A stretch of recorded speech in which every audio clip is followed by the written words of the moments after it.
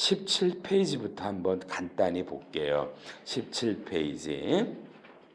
자, 일단 어렵지 않게 할 거예요. 그냥 일단 제목만 읽듯이 여러분 빨리요. 올해 우리나라 세법이 뭐가 바뀌었나 그냥 한 번씩만 제목만 훑어볼게요. 아마 대다수가 어려워하실 테니까. 그쵸? 너무 좀 참 칠판. 나 여러분 수준 대충 다 알아. 알았죠? 걱정 안 해도 돼요. 빨리요. 여러분 법인세 잘 못하죠? 빨리 못한다고 그래. 맞죠? 제가 잘한다고요. 그러니까 뭐 미친놈처럼 무지하게 어려운 걸로 안 쳐요. 에? 안 치니까 걱정 안 하셔도 돼요. 1번 딱 제목부터 봐요. 사업재편기업 2월 결성문 공시항도 때 이런 거 안 보는 거야. 왜? 사업재편계획이라는 건 여러분과 별로 관련이 없어. 에? 이런 거 딱 제목부터 넘기고요. 2번 결선 보전할 때 입금 불산입하는 자산 수중이 이게 국고보조금을 처리 딱 감이 안 중요하다 나오죠. 이런 것도 벌써 딱 나오죠? 넘겨. 과감하게 안 중요해. 3번. 이런 건 중요한 거예요. 왜냐하면 여러분들이 다른 회사의 주식이 꽤 있으실 거거든요. 그러면 그 주식에서 뭐예요? 여러분들이 빨리 뭐예요? 여러분들이 배당금을 받을 거 아니야. 맞나요? 배당금을 받을 거 아니니까 배당금을 받으시면 어떻게 돼요? 그럼 배당금의 일정 금액을 입금 불산입해 주거든요. 이건 여러분에게 실제로 나오는 세무조정이에요. 근데 계정이 뭐가 바뀌었냐면 가로 1번에 보면요. 초과를 이상으로 바뀌었대요. 그러니까 박스를 보면서 여러분이 그죠? 만약에 상장법인 주식을 갖고 있으면요. 그죠? 화살표 왼쪽이 옛날 거죠. 30% 초과를 30% 이상이 50%. 그러니까 2019년까지는 여러분이 상장회사 주식을요. 30%를 딱 가졌다. 그러면 얼마라는 거야? 30%를 가졌으면 30%만 수입 배당금에 입금 불산입이 되는데 올해부터 뭐야? 30% 미만이고 30% 이상이 위니까 30%면 올해는 50%의 입금 불산입이 돼요. 여러분한테 유리한 거죠. 이런 걸 하나 알아놓고 우리 회사가 다른 회사 주식을 취득해서 배당금을 받으면 입금 불산입이 된대. 근데 그게 약간 그 경계선에 있는 것들을 해당이 더 확대가 늘어났구나 이해하시면 되고요. 4번 난 중요한데 여러분 한번 읽어볼래요? 4번 한번 읽어볼래요?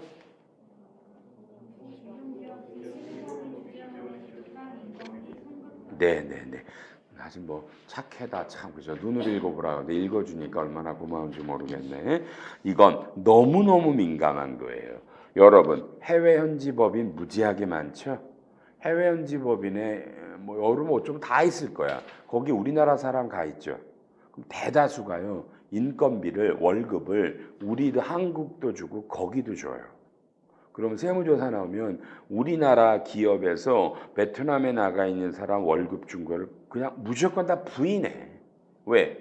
베트남에서 현지 법인이라면 거기서 월급을 줘야지 왜 한국 법인이 월급 주냐는 거야. 이거 이제 소송을 가야 돼 여러분이 이기려면 아주 복잡해. 그래서 이번에 아예 여러분이 중소중견기업이면 어떻게 하는 건데 아예 그죠? 이 한국에서 주는 인건비는 송금 산입하는데 요건이 우리나라가 주는 인건비가 그죠 여러분요 베트남에서 현지 외국에서 주는 것보다 월급을 적게 줘야 돼. 그러니까 우리가 연봉 3천 베트남이 4천 이러면 3천을 이제부터는 그냥 송금 인정해 준다고. 이건 대단한 세법이야.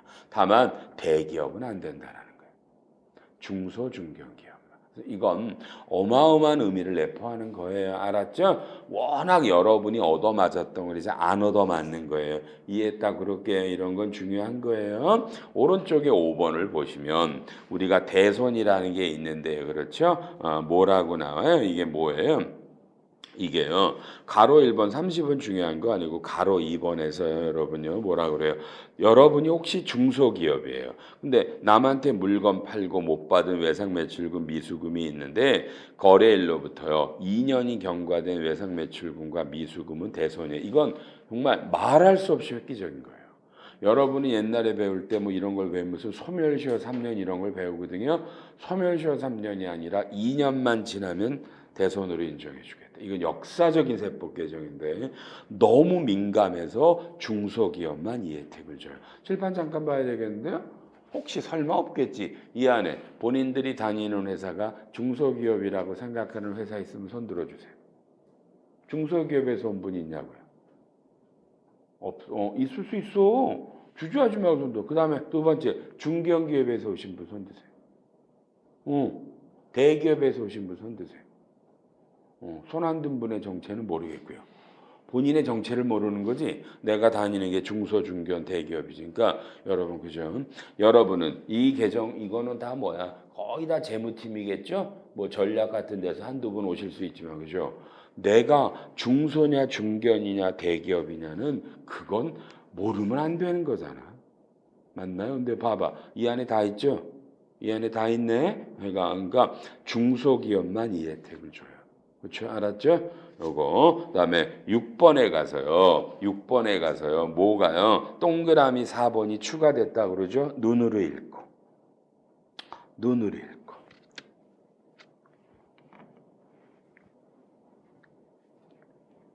여러분, 민사조정법에 따른 조정이 뭔지 알아요? 7, 8.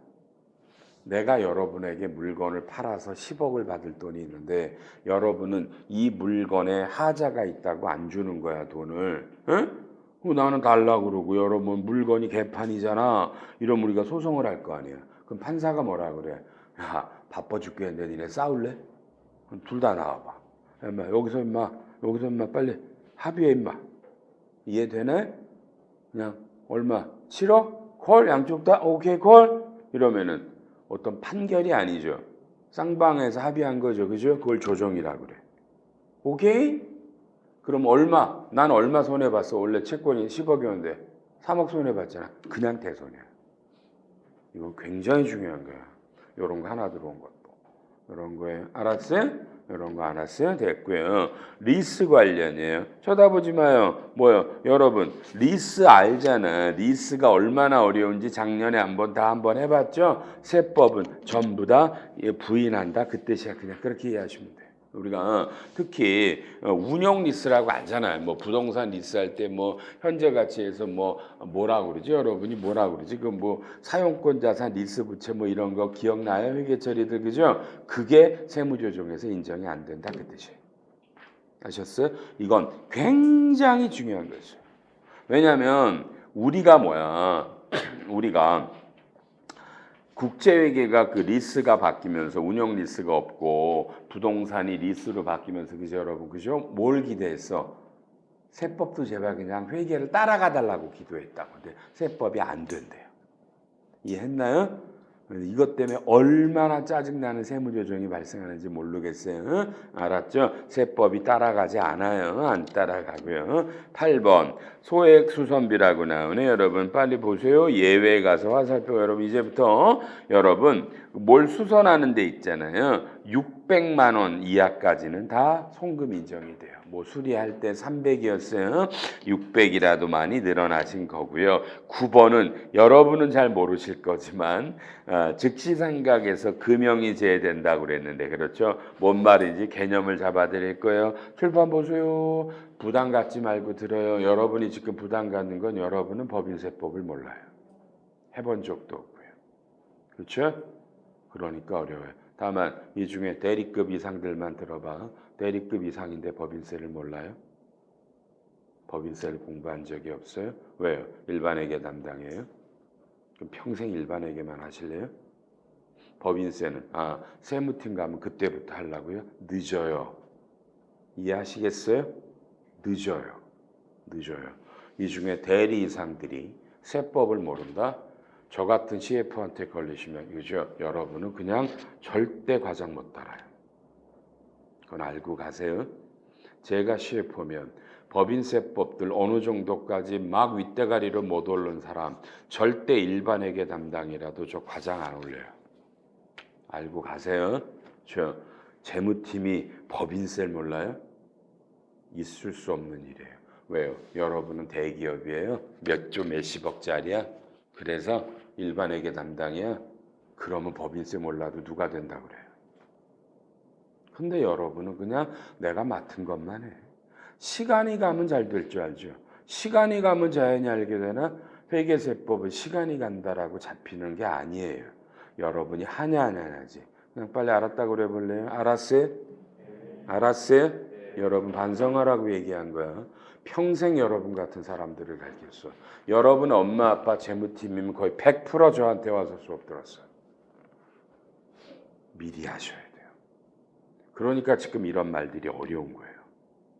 이런 말을 세법 전공증 세상에 회계사님 금형이 즉시상각에서 날아간 거예요? 네. 무슨 말이냐면 금형이라는 건 알잖아요. 어떤 틀을 따는 거죠. 그죠?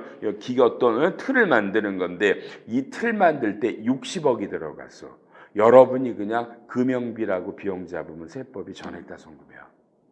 60억이 송금이야. 너무하잖아. 그래서 날린 거야 이번에. 그럼 어떻게 돼? 이제부터 금형은 비품 잡고 감가상각해야 되는 거야. 이거 어마어마한 게 바뀌는 거라고요.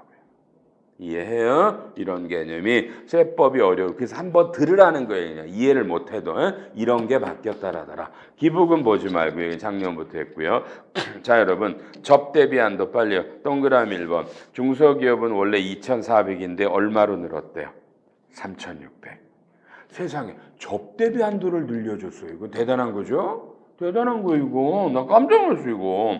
그 다음에 여러분도 늘어나는 거 뭐야? 동그라미 이번에 수익금액 기준이 한도가요. 100억이 그죠? 1000분의 2가 1000분의 3. 와 100억에서 500억이 1000분의 2. 1이 1000분의 2로 올랐어요. 그러니까 이건 중소기업이 아닌 일반 그냥 중견 대기업도 접대비 한도가 또 올라간 거예요. 중소기업은 거기에다가 기본 한도가 1200이 더 올라간 거고요. 웬일이야, 그죠? 그러니까 이건 무슨 말이야? 기업들이 좀 어려워가니까 이런 접대비 한도를 좀 더 많이 선금으로 인정해서 여러분에게 법인세 혜택을 주겠다. 뭐 그런 뜻이 있는 거예요. 됐다. 감은 잡았죠, 그죠? 넘기시고요. 12번 보나마나 안 봐도 되겠죠. 공익법인 이런 걸 뭐 우리가 뭐하러 봐요. 넘기시고요. 24페이지에 13번 뭐 연구 목적이다. 그냥 나중에 보시고요. 14번 여러분 그 일하시다 보면 업무용 승용차라고 그래서 뭐야 그렇죠. 자동차 같은 거 뭐 할 때 뭐 운행일지 쓰라고 그러잖아. 그치? 얼마나 짜증난데. 밑에서 둘째 줄 원래 그죠? 이런 업무랑 관련된 비용이 작년까지는 1,000만 원이 안 넘는 거는 아예 뭐예요? 이런 업무 일지를 안 써도 되거든요. 근데 이걸 얼마로 올렸어요? 얼마 빨리? 어유 이것도 대단하게 올린 거예요. 500만 원. 그러니까 이제 이게 1년에 1,500이면 웬만한 그냥 소나타 이 정도 급은 이제 이런 거 안 해도 된단 말이에요. 나 좀 알. 칠판 빨리 봐줘. 소나타 회사는 얼마예요? 회사 사면 소나타 한 3,000? 안 하나? 2,000 해요? 2,500? 모르겠는데 여러분 내용요수 몇 년이에요? 잠깐 저 차량 운반구 아니 차량 운반구 내용요수 묻잖아. 몇 년이에요? 4야 5야? 4년이야? 독특하네. 4년은 0.01%가 4년인데 4년에 맞춘 단위나 보네. 다른 분들은 몇 년이에요? 지금 또 속으로 난 감가상각 담당이 아니라고 얘기하고 있는 거야? 내용 요수 묻지 마. 나 그럼 뭐 다른 계정 담당하나 보지? 이해할래요? 여러분 그러시면 안 된다고 첫 시간에 얘기해 드릴게요. 우리 젊은 분들 그죠? 제 아들도 재무팀 4년 차야. 여러분과 그죠? 제 나이가 몇 개인지 대충 알겠죠, 그죠? 제 아들이 재무팀 4년 차야. 여러분과 뭐가 달라? 그렇죠? 아마 우리 아들도 모를 것 같긴 한데. 그러니까 이런 건 알고 계셔야 돼. 5년이거든요. 그럼 소나타가 2,500이면 1년에 감가상각비가 500이잖아. 기름값하고 보험료 해봐야 1,500 안 들잖아. 웬만하면 이제 이런 거 그냥 사장님이 타고 다니는 뭐야 뭐지 제니시스라고 그러나 뭐라고 있잖아. G 뭐라고 뭐지나 옛날 에코스 그런 거나 벤츠 같은 것들만 대상이 되는 거예요. 알아놓으시고요. 15번도 보지 말고요. 이런 거 안 해. 16번 나 이거 감동받았잖아. 16번 여러분 눈으로 10초.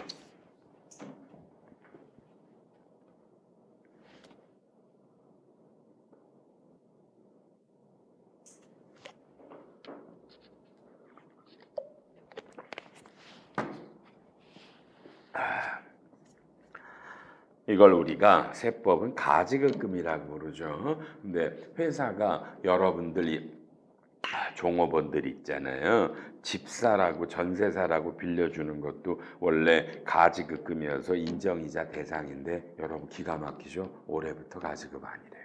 난 이건 감동받았다고요. 빨리 이런 건 잘한 거죠. 누가 바꿨는지 몰라도. 다만 또 누구만 해당이 된대. 중소기업. 그러니까 중소기업이고 아니고는 이와 어마어마한 차이가 있는 거예요. 세무상에. 중소기업 분들 되게 좋겠죠. 칠판세법 하면서 항상 이런 생각이 들겠죠. 회계사님 2019년에 빌려줬는데요. 그건 어떻게 돼요? 그러니까 올해 법이 바뀌었잖아. 근데 작년에 빌려줬단 말이에요. 그건 올해부터 가지급에서 빼 아니면 올해 돈 나간 것만 빼. 그게 적용식이야. 읽어 여러분 적용식이 한 번만. 그 적용 시기에 2020년 1월 1일 이후에 최초로 대여하는 것부터라고 써있어. 그냥 사업연도라고 돼 있어. 그럼 이 말이 뭐야? 국어학적으로. 옛날에 빌려준 것도 다 올해부터 무조건 가지급이 아닌 거예요. 세법은 이런 적용 시기를 읽을 줄 알아야 되는 거예요. 알았어요? 국어예요. 국어. 17번 보지 마시고요. 18번도 안 해도 되고요. 19번도 안 해도 되고요. 20, 21, 22번. 22번은 너무 어려워요. 지금 보지 마세요. 너무 어려워요. 이건 저도 어떻게 할지 모르겠을 정도로 하지 마요. 그다음에요. 23번은 그냥 명확히 한 거고요. 24번도 보지 말고요. 25번도 보지 마세요. 안 하셔도 돼요. 그다음에 쭉 뭐 됐고요. 뭐 특별하게 없네요. 29번 같은 거 보면 우리가 여러분 이런 얘기 혹시 들어보셨어요? 외부의 사업자로부터 3만 원 넘어가는 재화나 용역을 공급받고 지출 증명 서류를 안 받으면 뭐 2% 가산세라고 하는 거 이런 거 정도는 알죠? 근데 분명하게 한 건 뭐냐면요. 그 2% 가산세를 때리는 건 그 나간 돈이 손금으로 인정이 되는 것만 2%예요. 그러니까 흔히 뭐 이런 거 있죠? 접대비가 나갔는데 이런 증빙 안 받으면 바로 송금불산이 돼요. 그건 2%가 가산세 안 때리거든요. 그 알고 있는데 이런 거 그냥 명확하게 넣었다 그 뜻이에요. 이건 법이 바뀐 게 아니에요. 명확히라는 말은요. 그 다음에 또 넘어가세요. 뭐가 이렇게 어려워? 32번 같은 경우는 여러분 너무 어렵지만 그죠? 딱 뭐라 그럴까요? 국내 미등록 특허 사용 대가의 국내 원천 소득. 이런 거 그냥 책 보는 게 아니라 절 잠깐만 보는 거예요. 절 잠깐 보는 거예요. 여러분이 우리나라에서 그죠? 미국 친구들이 만든 특허 같은 걸 이용하는 거예요. 특허를 이용해서요. 뭘 만들어요. 그럼 특허 같은 걸 이용해서 만드니까 돈을 줘야 되잖아. 그럼 이제 국세청은 당연히 사용료 소득이라고 보는데 미국 친구들이 주장하는 거 뭐야? 그 특허권을 우리나라에서 등록하지 않은 거예요. 그러니까 우리나라에 등록되지 아니하는 특허권을 이용하고 돈 주는 건 어쩜 법에 뭐 과세가 아니다라고 돼 있었기 때문에 이걸 과세할 수 없었어요. 그래서 국세청이 과세를 하면 맨날 한미 조세조약에 따라 소송이 붙어서 대법원이 일관되게 과세권이 한국에 없습니다라고 해서 국가가 패소했어요. 국세청이. 그래서 이번에 법에다 넣어버린 거야. 우리나라에 등록되지 아니한 특허를 우리가 이용해서 외국 놈에게 대가를 주면 사용료 소득으로 우리가 원천 징수하라는 겁니다. 이게 이런 게 뭐냐면 법이 애매모호하고 해서 소송이 붙어서 대법원에 가서 우리나라가 지는 거야 국세청이. 법이 잘못돼 있어. 그럼 이제 마지막 길은 뭐야? 법을 바꾸는 거밖에 없잖아. 그죠? 계속 지니까 대법원에 가면 법을 바꾼 거란 거야. 여러분 빨리요. 중간 칠판 언젠가 세법을 이런 걸 다뤄보고 싶은 마음은 혹시 없으세요? 이런 법인세 아주 잘하고 싶은 마음이 없냐고. 회계도 어렵죠. 회계도 어려운 건 맞지만 그렇죠. 근데 평생 회계만 할 수는 없잖아. 그렇죠? 회계만 해서 여러분이 어떻게 팀장에 가냐고. 세법도 해야 될 거 아니야. 맞나? 그러니까 더 늦으면 안 돼요. 더 늦으면 한 살이라도 어릴 때 머리가 잘 돌아갈 때 세법들을 하세요. 왜 이 말 하는 이유는 뭐냐면 회계학은요. 여러분이 매일같이 공부해도 이렇게 쉽게 안 늘어요. 회계라는 건 징그러운 학문이잖아. 경제 환경이 계속 바뀌고 새로운 게 나온다고. 이래서 회계는 어려워요. 어? 평생 하는 거고요. 세법은 그냥 공부하면 바로 할 수 있는 거야. 그래서 회계를 꾸준히 하지만 세법들을 좀 하세요. 이런 거 멋있잖아. 그렇죠? 예, 저 따라다니면서 공부하는 사람들이 꽤 있어요. 이런 사람들은 제가 맨날 어떤 자료들을 주거든요. 그런 자료에 맨날 이렇게 국내 미등록 특허를 이용해서 국세청이 과세하지만 대법원 가서 깨진다. 다 이미 안다고. 판례들이 있기 때문에. 그러니까 이번에 법을 바꿔서 앞으로는 과세하겠다. 뭐 이런 거예요. 세법 공부합시다. 넘어가시고요. 조세특례제한법에는 또 어떤 세법이 개정이 있었을까요? 연구 인력 개발에 용어가 나왔다. 중요하지 않고요. 뭐 2번도 그렇고요. 중소기업은 있다 보고요. 뭐 4번에 상생형 지역 일자리 참여하면 투자세액 공제를 확대해 주게. 여러분 제목만 봐도 알겠죠? 상생형 지역 일자리는 이제 일자리를 많이 만드는 거죠. 거기에 참여한 사람들이 투자하면 기계 사면 공조 세금을 공제해 주겠다는 거고요. 5번 이런 거 잘 안 봐도 되고요. 그다음에 6번도 어렵네 넘어가고요. 뭐 7번에서 뭐 즉시상각은 제외한다. 여러분에겐 어렵고 8번도 놔두고요. 별거 없네. 뭐 9번도 그냥 상생협력 넘어가시고 이런 게 제목만 보고요. 10번에 위탁 R&D 이런 거의 범위가 확대됐다. 이런 건 좋은 거 같네. 뭔지 몰라도 그죠? 서비스 R&D 뭐 이런 게 좀 확대됐대요. 그러니까 여러분 위탁이라는 건 뭐야? 내가 R&D를 안 하고 누구한테 R&D 해달라고 돈 주고 부탁한 거죠. 이런 게 세액공제가 되는 대상이 좀 늘어났다라고 하고요. 11번 아우 이런 건 안 볼게요. 너무 어렵네. 12번, 13번 넘어가 볼게요. 계속 14번, 15번 여러분 여기까지가 주로 뭐야? 연구인력개발비에 대한 이런 개념이 바뀐 거다. 그러니까 우리나라가 R&D밖에 없잖아. 먹고 살게 동의해요? R&D밖에 없잖아. 그러니까 이런 R&D 관련되는 것들이 있는데 세법이 너무 많이 바뀌어 1년에. 혹시 이해됐어요? 부담스럽죠? 읽기도 어려워. 너무 많은 양이 바뀌니까. 그래서 이 회사 가서 이 R&D 쪽에 담당하는 분은 이런 조특법이 바뀌는 걸 다 해서 이런 것들이 세액공제가 되냐 안 되냐를 다 판단하셔야 된답니다. 실무적으로는 정말 어려운 일이에요. 이 R&D라는 건요. 16, 뭐 17, 18 이런 거 18번은 새로 나왔대요. 18번이 소재 부품 장비 전문 기업에게 출자인 수혜. 그러니까 우리가 소재 부품이라는 게 중요하다고 많이 나오잖아. 그죠? 이게 국가 경쟁력이기 때문에 그래서 이런 거를 하는 회사를 여러분들이 인수한다. 그러면은 그 투자 금액의 일정 금액을 세금을 빼주겠다라는 겁니다. 이런 것들이 나왔다라더라.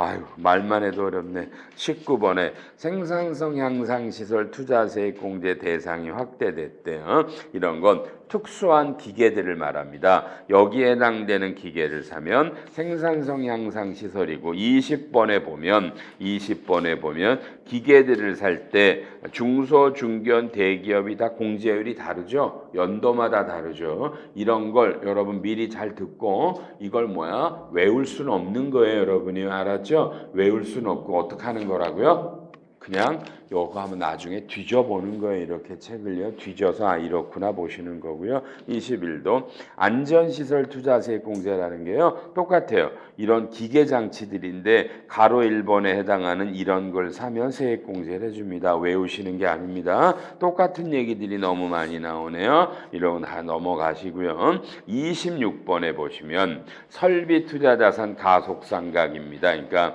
이건 여러분이 내용연수인데 가로 1번에 내용연수의 50%를 후려치니까 뭐야? 굉장히 좀 짧겠죠, 그죠? 짧겠죠. 그러니까 짧아서 내용연수를 줄이면 감가상각비가 올라가죠. 그래서 여러분에게 세금의 혜택을 주겠다는 거예요. 비용이 나오니까 이거 알고 있고요. 27번은 저 개인적으로는 이번 세법 개정된 것 중에서도 제가 볼 때는요, 뭐요? 그냥 가장 만족스러워요. 잘했다고 보는 건데 여러분 경력 단절 여성이 뭘까? 이거 아주 간단한 거예요. 뭐예요? 경력 단절 여성은 옛날에 여러분 그죠? 옛날에 근무를 하다가 여러분요. 옛날에 근무를 하다가 어린애들이 태어나는 과정에서 회사를 그만두고 그죠? 회사를 그만두고 이제 어느 정도 시간이 돼서 애가 커서 다시 사회에 나와서 취업을 하면 그 여성을 경력 단절 여성이라고 부르고 여러분 그 여성을 고용한 회사에게 그 여성에게 준 급여액의 한 몇 프로 정도를 세액을 빼주는 거야. 빨리 알았다고 그래. 아셨죠? 그런데 그 여성이 어느 회사에 가야 되는 줄 알아? 아니, 옛날에 퇴사했던 그 회사에 가야만 그 회사만 세금을 빼준대. 말해봐. 여러분 같아도 우리 여성분들 말해봐. 결혼해서 애 낳고 잠깐 쉬었다가 뭐 10년 있다 다시 사회 나왔어. 그럼 옛날 그만둔 그 회사 가서 들어가? 입사 동기는 다 부장 달고 있는데 빨리 못 들어가죠. 그런데 그 기업만 이 혜택을 준대. 대답. 이건 법이 아니죠. 맞다고 그래. 맞죠? 저 같은 놈이 온 힘을 다해서 욕을 합니다. 이런 법 만든 놈들을.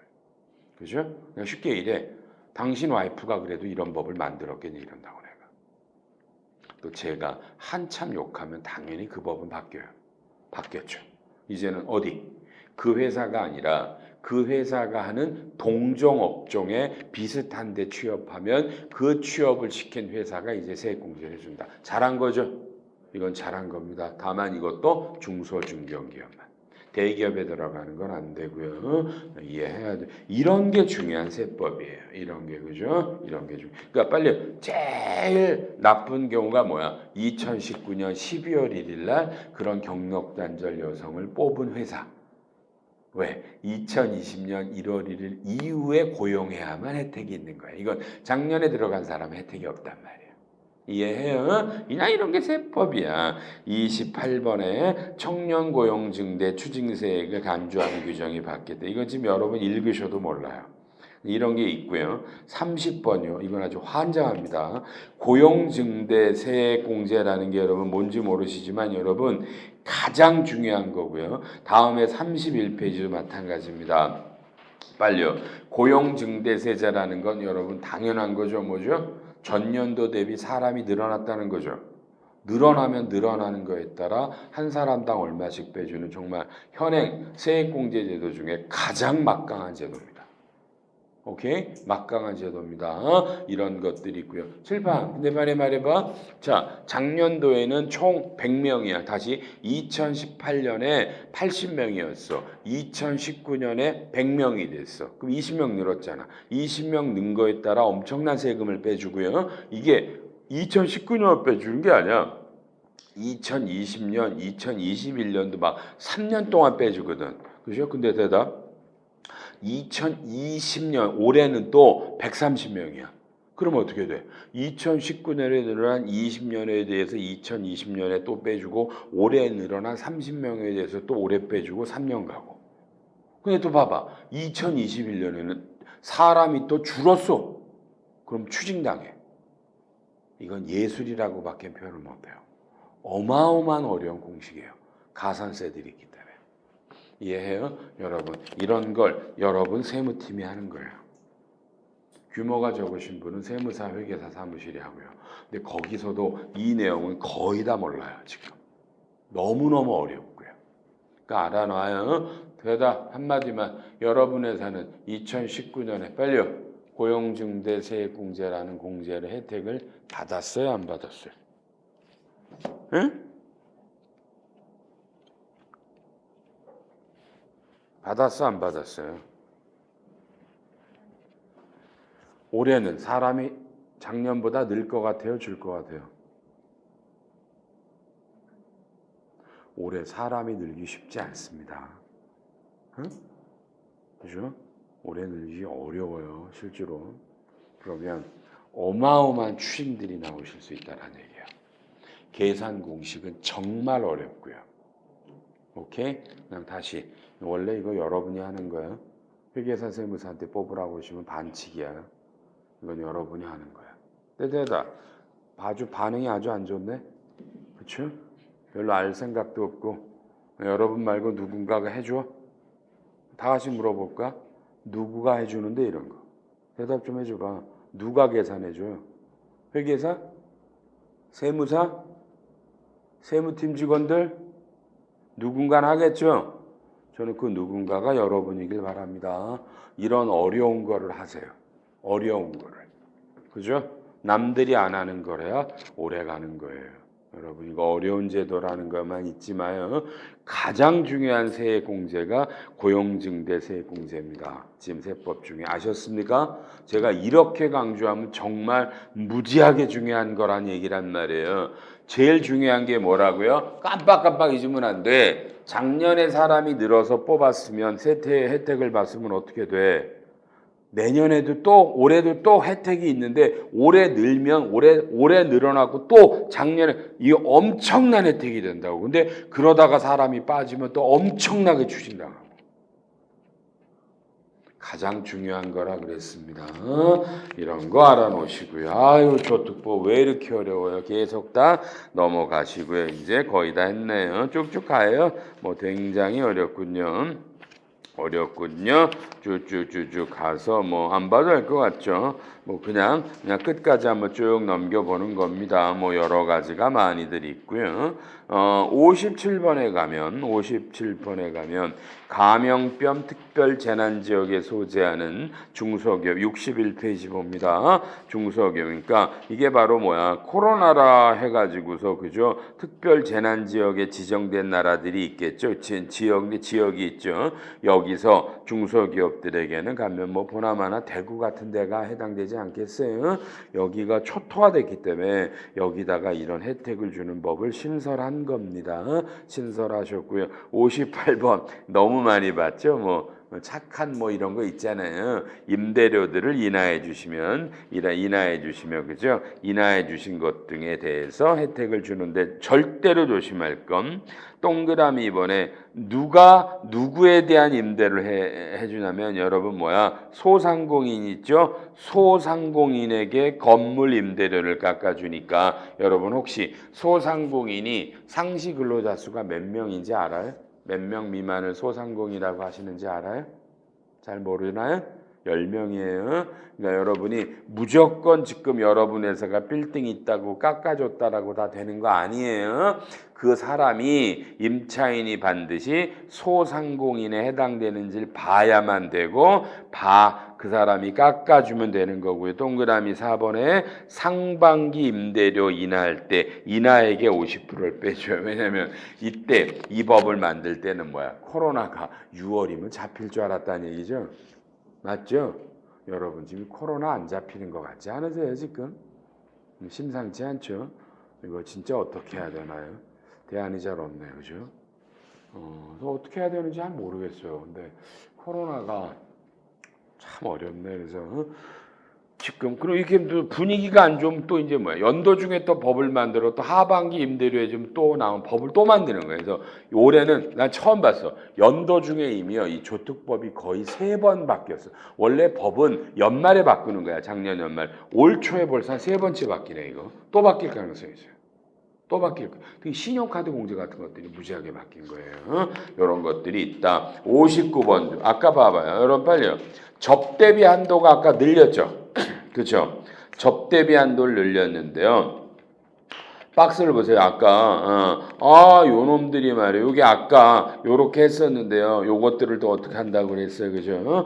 요 기간의 공간들이 또 다시 바뀝니다, 여러분. 그러니까 아까 접대비 한도가 100억까지 1000분의 2가 1000분의 3으로 바뀌었잖아요. 그걸 또 1000분의 35로 바꿨단 말이에요. 1000분의 3.5로. 근데 이건 2020년만 한시적으로. 그러니까 2020년 세무조정 조심해야 돼요. 접대비 한도가 그러니까 그럼 2021년은 다시 왼쪽으로 돌아가는 거예요. 아유 짜증스럽겠다 그죠? 올해 세무조정 이런 것들도 있고요. 60%는 여러분 제목만 봐도 알겠죠? 뭐예요? 해외 나간 기업들 우리나라 들어오라는 거죠. 이건 꼭 미국 같으면 그죠? 누구한테 들어오라는 거야? 애플한테 들어오라는 거야 미국에. 애플이 미국에다 법인세를 안 내요. 그래서 트럼프가 법인세를 인하했잖아. 들어오라고. 그렇죠? 우리도 이런 제도를 하는 건 이해하시겠죠? 그죠? 우리도 근데 우리는 법인세를 인하할 마음은 없기 때문에 세금을 감면해 줄게. 뭐 이런 식으로 나오는 거야.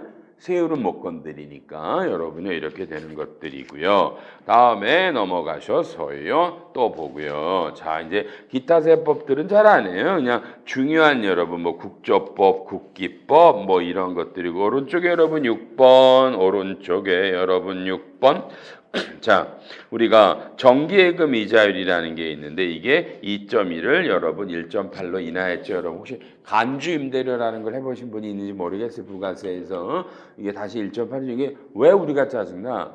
작년에 2.1, 재작년에 1.8. 그러니까 작년에 2.1로 바꾸고 또 올해 또 1.8로 떨어졌대요. 왜? 금리가 너무 인하되고 있죠. 지금 여러분 1년 만기 정기예금 이자가 여러분 어떻게 된대요? 1%가 안 된대. 그거 알았어요? 0.8인가 밖에 안 되는데 이제 곧 은행에서 예금하면 그죠 우리한테 수수료를 달랄지 모르겠어요. 보관해 준다. 그죠? 그러니까 이런 이자율이 1.8로 인하되는 겁니다. 모든 이자율은 1.8로 바뀌어 옛날에 2.1들이 환급금이나 이런 것들이 바뀌시고요. 그다음에요.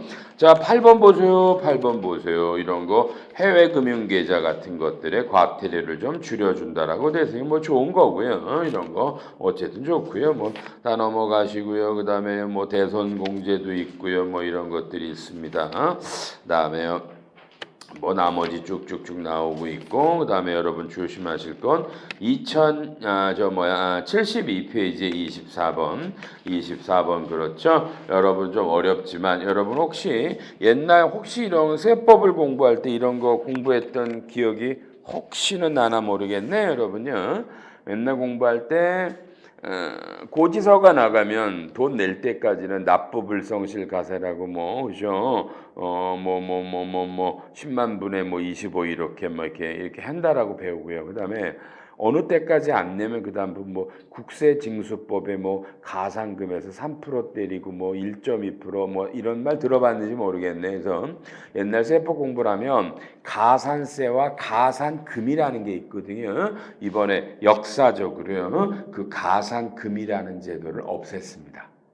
그래서 그냥 돈 낼 때까지 납부불성실 가산세가 그냥 붙는 거고요. 0.3%는 따로 붙고 그래요. 이거 한번 읽어봐요. 이제 가산세에 있습니다. 가산금 이런 건 없어요. 여러분 이런 것 때문에 힘들겠네. 25번에 가면 여러분 이건 혹시 이런 말도 들어보죠. 뭐 내가 세금을 안 냈는데 일정 기간 안에 수정신고를 하면 세금 감면해 준다고 하고 있죠. 수정신고하는 그 가산세 감면율이 바뀌었어요. 굉장히 바뀌죠. 한 달 이내 수정신고하면 여러분 세상에 이건 90%나 감면해 드릴 거예요. 그러니까 수정신고가 달라졌네요. 여러분 올해 바로 수정신고부터 이래요. 그죠? 올해분부터 그러니까 2017년 걸 수정신고에도 올해부터 바로 이 가산세가 요율이 적용되는 거예요. 조심해서 해주시고요. 그다음에 너무 많다 그죠? 뭐 좋고요. 넘어가셔서 하여튼 너무 많네. 회계사님 30번 뭐예요? 저는 30번이요. 이렇게 전 증여라는 게 관심 있고요. 동그라미 이번에 뭐 초과배당 이런 말과 혹시 여러분 차등배당이라는 얘기를 들어보셨나 모르겠네요. 차등배당을 기회 있으면 한번 가르쳐 주지만 차등배당 안 하면 제가 이제 뭐 바보다 뭐 이런 표현을 해요. 어마어마한 건데요. 차등배당을 하면요. 그죠? 뭐 1년에 한 번씩 해도 되는데 이게 중간배당이라는 거 아세요? 1년에 한 번 중간배당을 할 수 있어요. 비상장은. 상장은 1년에 3번 할 수 있고요. 이런 게 있는데 이런 그런 증여를요. 그렇죠? 그런 증여를 중간배당하고 중간에 오늘 연도 중에 한번 중간에 배당하고 내년 3월에 정식 배당할 때 둘 다 차등 배당을 하면 합산해서 뭔가를 때린다라는 거예요. 이거 제가 그냥 일반적 강의할 때는 이런 거 정말 죽이다 이건 좀 중요하다 강의예요. 여러분도 기회 되면 알려줄 거예요. 칠판 잠깐 보시고요. 여러분 제가 바로바로 던질게 시작. 차등 배당 해보신 적 있으세요? 주총사록 어떻게 만들어요? 차등 배당하면 어떤 혜택이 있어요? 중간 배당이랑 어떤 연관관계가 있어요? 자기 주식은 해보셨어요? 자기 주식 하려면 이사회 주총 어떻게 해야 되고 어떻게 배분하고요? 자기 주식으로 팔아먹은 사람은 소득이 배당이에요? 양도예요? 최근에 판례는 어떻게 돼요? 임원퇴직금 규정은 잘 만드셨어요? 몇 배 기준이고 어떻게 돼요? 뭐 이런 것들 막 던지죠. 그죠? 던지죠. 또 대답해요. 여러분 사장님이 여러분이 되게 좋대요. 엘리트라고요. 그래서 사장님이 갖고 있는 주식을요. 그죠? 만주를요. 원래 1주가 10만 원인데 여러분에게는 10,000원에 팔았어요. 사장님은 어떤 세금 내고 여러분은 어떤 세금 내요? 대답. 여러분 그죠? 빨리요. 이런 거 배우러 오지 않았어. 그죠? 맞아요? 하나 물어봐도 돼요? 그럼 뭐 배우러 오셨어요? 저한테 얘기해 보세요. 가르쳐 드릴게요. 뭐 배우러 오셨어요? 아무 생각 없이 가라니까 왔어요? 그냥 회계를 배우러 오셨어요? 회계와 세무조정을 배우러 오셨어요? 아니면 그냥 기사님 저 큰 뜻 없는데요? 우리 재무제표에 나오는 계정 과목들이 뭔지를 알고 싶었다. 그렇게 오셨어요? 뭐예요? 자, 첫 번째 개정된 세법 시간이 마감하는데 좀 전에 막 던졌던 것들 있죠. 여러분 그런 걸로 먹고 사는 거예요. 원래 재무팀은요. 지금 여러분이 관심 있는 거 혹시 이거야? 전표 넣어서 재무제표 마감하는 거 정말 미안해. 여러분 그건 여러분 아니면 누가 못할까? 전표는 여러분 아니면 못 끊을까 여러분? 혹시 그렇게 생각해? AI가 있는데 여러분 앞으로 바로 전표 안 끊어. 컴퓨터에다가 거래 내용을 때리면 이제 컴퓨터가 전표 자동으로 끊을 거예요. 혹시 아세요? 여러분들로 전표 안 끊으라고 그래. 증빙 뒤요. 컴퓨터가 무슨 증빙 뒤에다 붙여라라고 증빙 붙이라고도 뜰 거고요. 그런데 여러분은 회계 처리해서 먹고 사실래요? 아니겠죠? 시대가 바뀝니다, 여러분요. 그래서 회계 처리에서 전표를 마감해서 재무제표를 만드는 거 시작할게 누구나 다 합니다. 그런 걸로 먹고 살지 못할 것 같고요. 관리를 하셔야 되고요. 다양한 세법들을 이런 걸 잘 알아야 오래 간다 그러죠. 그죠? 그렇게 그런 걸 다양한 걸 하실 수 있기 바랍니다. 빨리. 오케이 아셨죠? 아셨죠? 그죠? 아셨죠? 지금 속으로 이러신 분 몇 분 있구나. 너나 하세요 이러고 있네요. 그죠? 너나 하세요. 난 필요 없으니까 당신이나 하고 그런 걸로 먹고 사세요. 잘 먹고 사세요. 다만 그렇게 생각하신 분들 몇 분들 그렇게 생각하면 여러분 좋으세요? 마음이? 편안해요? 너나 하라고 그러면 그렇게 생각해도 마음은 안 편하죠? 해야 되잖아. 그렇죠? 그러니까 이런 기회를 체계적으로 가지세요. 회사 와서 보니까 여러분 여기 과장분들 봐봐. 한 10년 했어? 해도 뭐야? 참 회사 생활이 어려운 게 뭐죠? 잘 안 가르쳐주죠. 위에 분들이. 그냥 알아서 하라고 그러죠. 모르면 뭐라 그러고 넌 이것도 모르고 들어왔니? 이러죠. 이것도 모르고 어떻게 들어왔니? 이런 막 속상하잖아. 그렇죠? 그래서 이런 걸 다양하게 많이 하셨으면 좋겠어요. 그게 저는 경쟁력이라고 보거든요. 이해하시겠죠? 그죠? 열심히들 공부하세요. 마지막이죠. 오른쪽에 32번 최대 주주 보유 주식을 할증 안 됩니다. 여러분요. 이것도 되게 어려운 건데 그러니까 무슨 상속세법에서 주식을 평가하면 오른쪽이 그죠? 앞으로 중소기업은 0%라고 돼 있죠? 할증 안 하고요. 중소기업이 아닌 중견과 대기업만 상속세법의 평가 금액을 20% 할증합니다. 어쨌든 봐봐. 1년에 이런 식으로 세법이 바뀌어요. 어마어마하게 바뀌죠. 그래서 매년마다 개정된 세법을 팔로우하는 건 여러분 정말 어려운 근데 여러분 누군가는 이런 걸 팔로우를 해야 또 회사의 세무조정도 하고 대비할 거 아니야. 맞나? 정말 어려운 거예요. 그리고 여러분은 그냥 눈으로 한번 보셨어야 아셨죠? 이렇게 방대한 양의 세법이 바뀌는데 요새는 왜 자꾸 어려워? 옛날에는 연말에 한번 바뀌면 되는데 이제 연도 중에 계속 바뀐단 말이야. 이 코로나 때문에. 그러니까 법전이라는 게 별 의미가 없어지는 거야. 인터넷으로 봐야 되는 거예요. 그냥 툭툭 그죠? 5월 19일 날 또 바뀌었어 세법이. 5월 19일 날 지난달에. 예? 그러니까 여기는 없어. 근데 중요하지 않아서 안 하는 거야. 그냥 중요하지 않아서 그죠? 신용카드 공제가 바뀌었어. 연말정산할 때 배우셔야 돼. 신용카드 공제가 전액 다 바뀌어 버렸어. 세법이.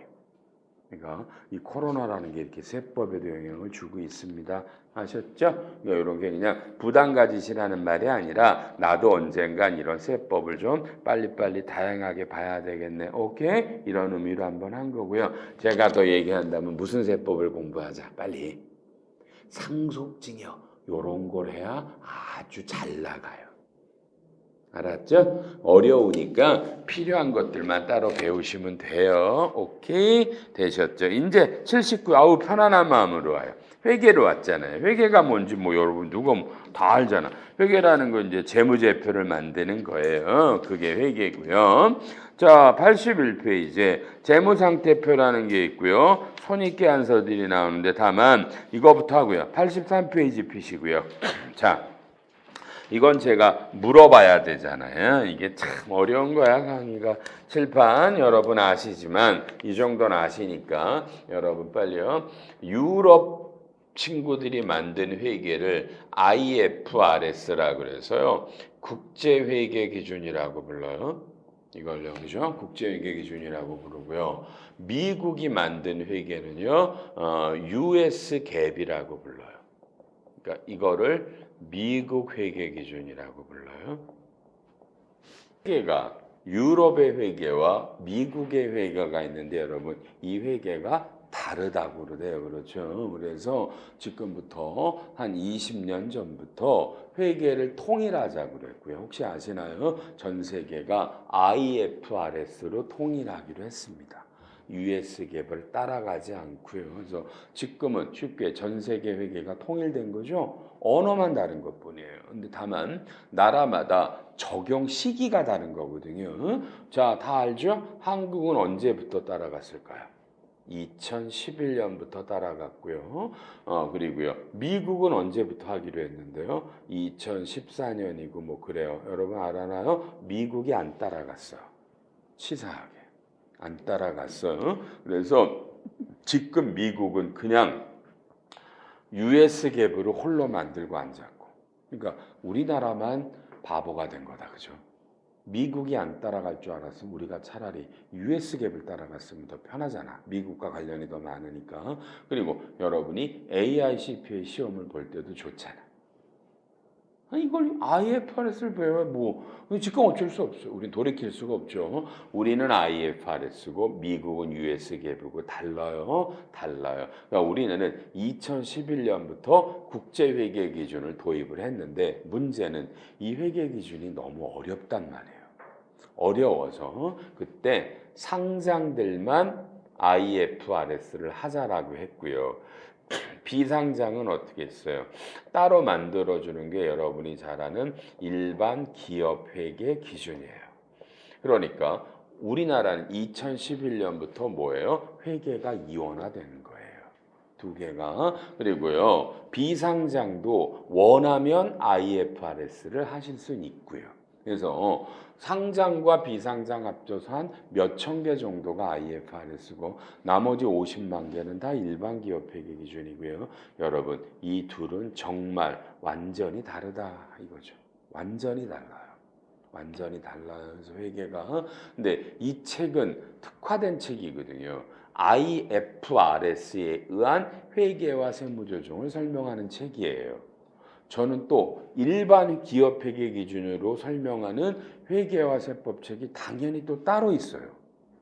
저는 두 권이 따로따로 있단 말이에요. 이 책은 IFRS를 하는 책입니다. 이해하셨죠? 이 두 가지 길이 있지. 일반 회계를 하시는 분들도 이런 기회에 그냥 국제회계 기준을 한번 들어보세요라고 할 수 있어요. 그렇죠? 들어봐요.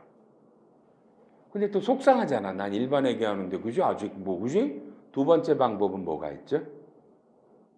둘 다 하는 방법이 있고요. 책은 국제회계 기준. 여러분 택해줘. 어떻게 할까 우리? 그럼 우리 다 국제회계 기준에서 오신 분들 한번 그죠? 일반 회계가 내가 하는 거랑 어떻게 다른가 알아도 나쁘지 않잖아요. 계열회사도 있고 그러니까. 맞나요? 그렇게 한번 해볼까요? 진도를? 괜찮을까요?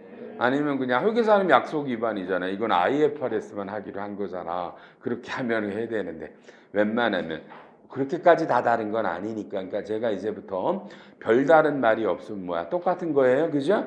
일반 회계가 국제 회계고요. 특별히 다른 건 제가 설명을 한번 할게요. 그러면 되잖아. 맞죠? 그리고 수년간 강의를 하니까 여러분의 관심은 세법보다는 회계가 더 위주래요. 이것도 동의해요? 세법은 저 법인세반에서 따로 배우겠대. 그래서 주로 중요한 개정 과목에 대한 설명을 좀 해주시고 간단한 세무조정을 쳐달라고 하는데 뭐 거의 그러더라고 요구가. 그죠? 그것도 맞고요. 그럼 그렇게 한번 해볼게요. 칠판 다시 정리할게요. 우리나라는 2011년부터 국제회계 기준을 도입했는데 하나만 잡아줄래요? 뭐예요? 국제회계 기준은 영어로 돼 있잖아요. 근데 한국에서 하는 거는 한국말로 번역을 해야죠. 그래서 이놈을 KIFRS라고 그러고 이거를 한국채택국제회계기준이라고 불러요. 알았죠? 그러니까 여러 국제회계는 한글로 한 걸 하는 거에서 한국채택국제회계기준이고요. 일반 회계기준, 회계기준이 양쪽이고 그러니까 세법도 굉장히 어려워요. 회계가 양쪽으로 나오니까 가끔 이 다른 것들이 있잖아요. 이럴 때 또 세무조정, 그러니까 세법이 또 일일이 얘기를 해야 돼. 이건 이렇게 하고 이건 이렇게. 그러니까 자꾸 어려워. 저는 지금도 이게 잘못된 거라고 봐. 그때 희생을 무릅쓰고 그냥 전부 다 IFRS도 갔어야 되는 거예요. 비상장도. 사실은요. 그죠? 여러분을 무시한 거야. 할 수 있는데, 그지? 할 수 있는데 중소기업이나 다니는 사람은 IFRS가 어려우니까 못할 거야. 이 생각으로 따로 만들어줬단 말이야. 그러니까 회계가 이원화되는 게 더 힘든 거야. 더 힘든 건데 현실은 지금 이원화돼 있고 문제는요. 시간이 갈수록 이 격차가 더 벌어져. 차이가 더 심해지고 있다니까. 왜? 국제회계는 매년 개정을 하고 일반 회계는 개정을 안 하는 거야. 다만 올해 참 다행이에요. 올해는 국제회계 기준이 개정되는 게 없어요. 빨리 다행이라 그래요. 난 얼마나 다행인지 몰라. 올해는 개정되지 않았어요. 그래서 올해는 그냥 무난한 해가 됩니다. 자, 그래서 다시 돌아와. 요거하고 이제 쉬어요. 오전에 3시간을 하거든요. 81페이지에 재무상태표라는 거죠. 이게 국제회계 기준의 여러분 재무상태표입니다. 왼쪽에 자산이 유동과 비유동이고요. 오른쪽이 유동, 비유동 부채, 그 다음에 자본금은 이거 다 알죠? 그죠? 여러분요. 그렇죠? 여기서 그냥 말로 떼우는 걸 죄송합니다. 일반 기업 회계 기준에서 오신 분, 여러분은 유동 자산이요. 당좌 자산과 재고 자산이라는 소분류가 있죠. 기억나요? 국제 회계 기준은 그런 소분류가 없이 그냥 개정 과목들만 다 열거했고요. 비유동도 어떻게 돼요? 비유동도요. 일반에게는 투자, 유형, 무형, 기타 비유동으로 4개 소분류가 있고 그리고 유형에는 토지, 건물, 기계, 장치 다 써 있죠? 근데 국제회계 그냥 유형자산 한 줄로 가요. 그래서 일반 기업 회계 기준이 훨씬 더 디테일하게 설명을 하고 있고요. 국제회계 기준은 계정이 토탈만 쓰니까 국제회계 기준은 주석을 봐야만 분석이 돼요. 이 재무제표만 봐서는 분석이 안 돼요.